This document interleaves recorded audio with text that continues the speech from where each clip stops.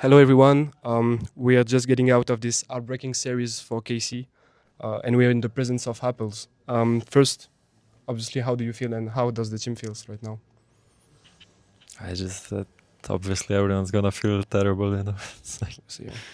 uh, I'm trying to keep it together in front of the players, and then we'll see the next days.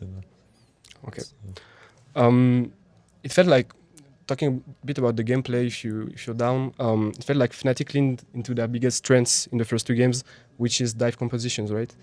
I assume you were aware of that. So, what was the reasoning behind choosing to play on their terms on the first two games?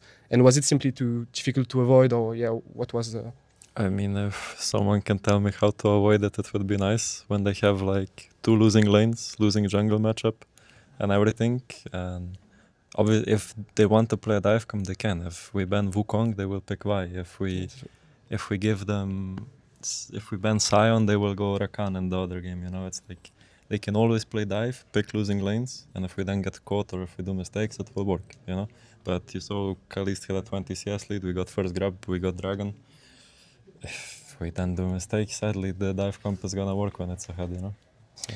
Sure. And I think another big difference in the series was on mid lane with Bobby playing three champions with global ultimates, right? And he had like a lot of impact on these early skirmishes and dives, right? So we know this has been one of Vladi's and even KC more generally biggest weakness, right? Since you rarely played that style, and when you did, it didn't go that well, right? So was putting Nisqy in to change that dynamic ever considered in backstage? And wasn't that even the reason you recruited him at the first place? Maybe you practiced a lot of that with him, I guess. The difference is a bit with setup mids and champions with like global ults, because Vladi's best champions are like Azir, Victor, whatever, but then it's Ryze and Talia as well. So, okay, this series we got Ryze, they played Talia, we got Victor, Azir was permabanned. So I think it was more that they wanted Poby on champions that can set up, CC, have some utility. I think the global ults are like a bonus. But they just really wanted to lean into like maybe Oscar getting good matchups because they assume they're gonna be red side, or like upset Mickey carrying. So I think Poby was there just for the setup today, and they just leaned into the other players. So. And I now mostly want to talk about Vladi because I know you're probably the guy who knows him the most in the team, since you've been working together since your NLC days, right? Yeah. So let's be honest, he hasn't had the rise we expected from him after winter, right? Because in winter he was absolutely smashing everyone. We all know that. So what has happened between the spring playoff and now for him to not develop as much as I think everyone expected? I think that's the biggest thing we have to figure out, because the thing is, right, it's gonna be like, oh, we're winning in scrims, but it's not that we're winning, because we had 2 weeks where we were like losing almost every game. This week we won basically every game, and it's not that we don't know how to like transition macro on the stage. It's just that like if in scrims everything goes well, voice comms, laning phase, we play aggressive, whatever, and then we go on stage and those things change, it's not like we don't address it, because then you read like some articles, comments say like, oh, it's like the team or like the staff should know how to figure it out, but it's like if in practice everything is going well, and then the coaches also are competent enough to point out, guys, if we do that on stage, it's gonna go bad. Or like where Nisqy gave a lot of input was like, would you play like this on stage? And then the comment is like, oh, it's scrims, you will just play different, it's normal. And then it's like, if you have all the warning signs, if everyone agrees that like, oh, we wouldn't play like this on stage, oh, we would do it differently, and then it goes bad on stage, it's like, if people knew the solution to that, then we would win every game. Yeah, sure. So we don't know. I don't think it's a pressure thing or something, it's just like we need, I don't know, we just somehow need to have the same kind of aggression or like attitude on stage as we do in scrims. If we can do that, then we need to agree to play differently in scrims. Not just say, oh, we wouldn't do that, oh, we would play differently, oh, I have to play like this because it's scrims. Then obviously then there's a problem, right? To talk more about the environment within the team and to kind of get that out of the way, a lot of people in the scene have suggested there might have been some internal conflict within the team, particularly between Kalist and Vladi. Now that the season is over, do you have any comment on that? And obviously, I know it's a touchy topic, so if you don't want to talk No. about it, I mean, honestly, Yeah. like to be honest, I wouldn't say it even if there was. yeah, sure. But I don't think there is a direct problem between players where it's like, oh, we don't like each other, or I don't like this guy. Even this week in Madrid, they were joking with each other, you know? Like, there isn't like a one-on-one issue or like, hey, this guy hate each other. It just like genuinely, we had fun, you know? Like, we had a good year. It's just that like, some things don't work out and then people think like, oh, they hate each other. It's like, I don't know where that is coming from, you know? So, Okay.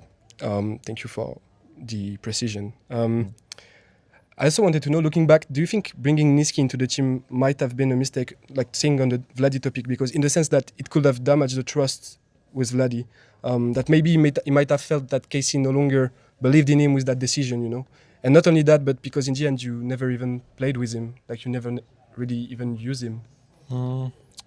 It's hard to say if like the trust was damaged or that would make him underperform, because the thing is, when Nisqy was there against Vitality, it was probably his best series of summer, you know? Like that's when Nisqy was sharing time where like people leaked it and everything. And like, for example, here for 2 weeks, we told Vladi, hey, we're committing with you, you know, like we trust you and everything.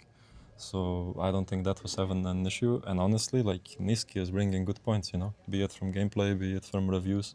Even when he played some scrim games, he gave us good points, even about how we're like talking to each other, reviews, whatever. Nisqy was genuinely very useful for the team, so we don't regret that. Okay. So to wrap up the interview, I know it's still a bit early, but how do you see the future for you and for Casey? If it's quite clear that something has to change, right? Especially after 2 splits filled with disappointment, especially for the fan base, and where the player often didn't seem to be on the same page, right? Well, the thing is, right, I have a contract for 2 years, like just first to get me out of the way, but it's like, if Casey think that like replacing me is a good decision, then obviously I can't argue with it, you know, like if they think that's the best for the club, that's it. Because for me, it's just like Casey is the first team that gave me the chance, then they promoted me. I'll do what they ask of me, you know. Like even if we went to Worlds, I would be like, oh yay, we went to Worlds, great. But to me, it's like the team put trust in me, so I want to bring them to Worlds. It's not about me going to Worlds. Compared to bringing KC to Worlds, I don't care about myself. So it's like people put trust in me, we fucked up. Now they can make the choices they want, because obviously like we fucked up. But in terms of other changes, I really don't know. It's too early. Yeah. Do you have any final word to close the interview and maybe this year with Casey? As I said, you know, like we're doing this for the fans, and then it's like even if we won, I would be like, yeah, I'm great that we could make so many people happy, but now we just made so many people sad. So it's like, and it's like, what are we gonna say? Oh, just support us for next year, you know, like see you in 12 months. It's like, oh, you can be angry, you can be sad. We're all angry and sad, but just know that we did our best. Like we really tried, and I don't want to say that it's a bad day, because you can put Firax here from LCK, they would 3-0. You can't say it's a bad day. You know, like those things, I think it was just throughout the year we had to change some processes, maybe change some things. It's not just like a bad day, so I'm just sorry to the fans, you know, it is what it is. We're all sorry, for sure. And yeah, just we'll see what next year brings, you know. But yeah, of course, thank you for the support. We really mean it. We're doing it all for the fans, so I'm just... Thank you very much, Apples. I know it's a very difficult time, so thank you for your time. And yeah, I hope we'll see you next year. Yeah.